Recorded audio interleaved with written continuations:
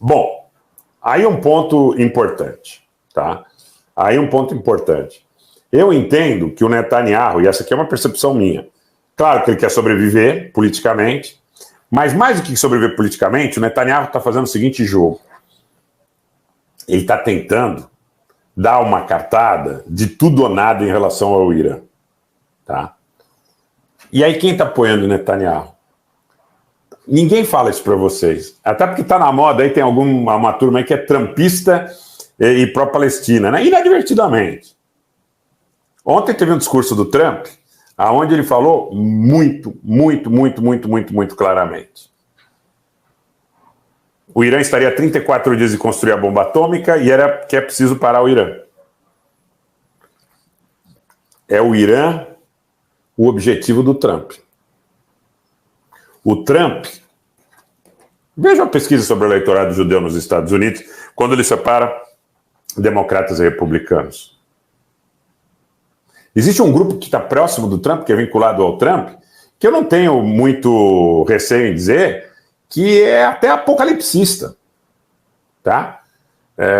Que está tentando forçar a barra de uma guerra entre Israel e Irã, porque o sonho dessa turma é lançar um artefato nuclear contra Teherã.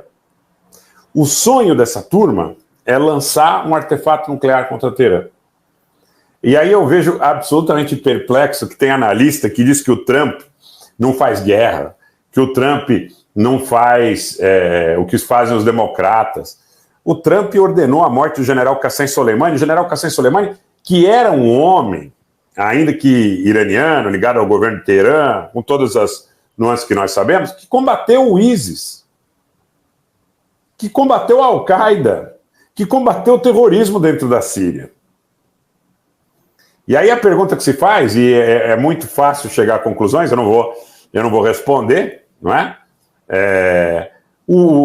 A pergunta que se faz é a seguinte: esses radicais islâmicos que foram combatidos pelo general Qassem Soleimani, que teriam sido inclusive responsáveis agora por um ataque contra a procissão que é o túmulo dele, né, no dia 3 de janeiro em Kerman, no centro-sul do Irã, eles não atacam Israel, eles atacam o Irã, eles atacam a Síria. Percebem? Eles atacam o Irã, atacam a Síria. E o Trump mandou assassinar justamente o homem que foi responsável pela liderança do combate a essas organizações terroristas. Né? Tá claro isso para vocês? Tá claro isso? Porque sem essa compreensão, a gente continua fomentando a exótica e até certo ponto lacônica figura do trumpista pró-palestino. Né? Quando você vai parar de prestar atenção nessas questões que são centrais e vai defender a eleição do Trump, porque vai dizer que os democratas são mais perigosos, você vai perceber que você está defendendo barbaridades. Né? O Irã combateu o ISIS. Essa é a realidade. O Irã combateu o ISIS. Tá? Essa é a realidade. O general Qassem Soleimani foi morto, muito provavelmente porque ele desestruturou grupos terroristas que, apesar de extremistas ligados ao governo da Turquia, quem está dizendo não é o Rogério Anitabliá, quem disse isso foi o embaixador da Síria na Rússia, e mais uma oportunidade, grupos treinados na Turquia e alinhados com o objetivo de destruir o governo iraniano. Absolutamente alinhados, não é? Com o desejo, né? Não é Instituto Procanoage, não é isso não. Essa análise é muito simplista. Essa análise é muito simplista. Nós teremos que voltar para 2011, quando o governo da Líbia cai. O governo do Muammar Gaddafi cai e ele dá uma entrevista para Christiane Amanpour num restaurante na beira do Mediterrâneo, em Trípoli. E a Christiane Amanpour diz para ele: mas se seu povo gosta de você, por que você está enfrentando tumultos em Benghazi? Aí ele diz assim: é a Al-Qaeda. Eles vêm de fora. Eles vêm de fora. E há outras entrevistas, porque o Gaddafi, ele confiava muito no Obama, né? Achava que o Obama tinha raízes islâmicas ou africanas e tal, e ele torcia, inclusive, para que o Obama fosse ali o chamado intermediário pela paz no Oriente Médio. Ele acreditava nisso até um determinado momento. Bem,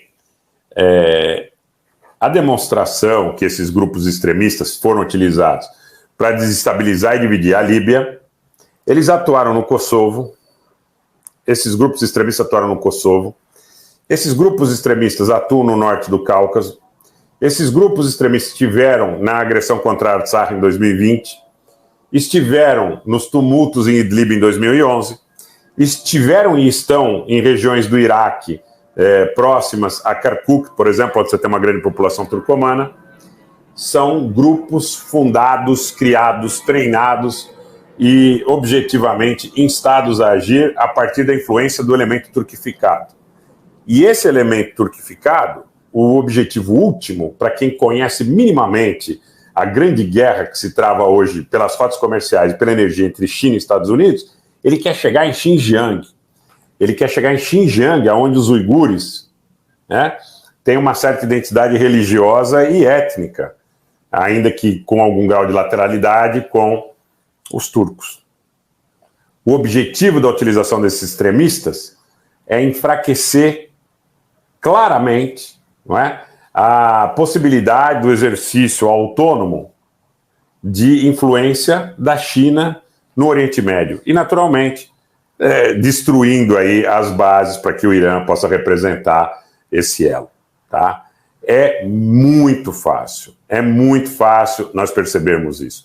E um dado relevante nessa leitura é que a fala do Trump contra a democracia, contra as organizações multilaterais, contra o que ele começa a convencionar, a chamar de imperialismo, né, é uma guerra contra a democracia. Entendendo que todas as mazelas e dificuldades que as pessoas passem seriam decorrentes da democracia e não, eventualmente, da sua falta de aprimoramento. Então, gente, está muito claro. Se o Trump for presidente dos Estados Unidos em 2024 e nós tivermos um certo... Vamos dizer, que se essa situação se mantém, se essa situação se alonga no Oriente Médio, o risco de um ataque nuclear contra o Irã aumenta substancialmente. Se o Trump foi capaz de mandar matar o Soleimani, não duvidem que o Trump e seu governo lotado de fanáticos não seria, talvez, empecilho ou não hesitaria em atacar instalações estratégicas do Irã com armas nucleares. Essa é a minha percepção, baseada em estudo de fatos. Baseada em estudo de fatos. Essa figura que é antidemocracia, né, e que tenta imaginar que há uma correlação entre o governo da China, o governo do Trump, o governo do Irã, o governo anterior no Brasil, é absolutamente produto da desinformação. Absolutamente produto da desinformação. E quando vocês perceberem, esses que estão ainda inadvertidamente pactuando com esse tipo de gente, vocês perceberão que defenderam barbaridades. Eu não falei em nenhuma instância, a lógica não é binária, Bruno Mota, que o Biden não matou ninguém. Não falei isso, tá? É que as pessoas estão acostumadas, por vezes, a entender as coisas de uma forma maniqueísta. O fato da exposição do que representa o Trump não quer dizer que o Biden seja excelente, tá certo? Mas quer dizer que tem gente que não sabe o que está defendendo, né? Que quer jogar a criança com a água do banho fora. Simples assim. Simples desse tanto, tá? Olha, mas eu vou dizer uma coisa, né? Esse pessoal, Fernando, fala muito sobre a questão da teocracia ou da característica da religiosidade no povo iraniano. A maior qualidade do povo iraniano no que tange ao Estado iraniano é a lealdade ao Estado. Porque há liberdade para manifestação de outros credos. Inclusive, tem grandes partes do Irã que tem populações armênias expressivas. Inclusive na própria região de Tabriz, em Teherã, arredores, no próprio Cuzistão iraniano, que tem uma população árabe, né? E não há problemas em relação à perseguição religiosa, tá? Para que fique claro. A bem da verdade.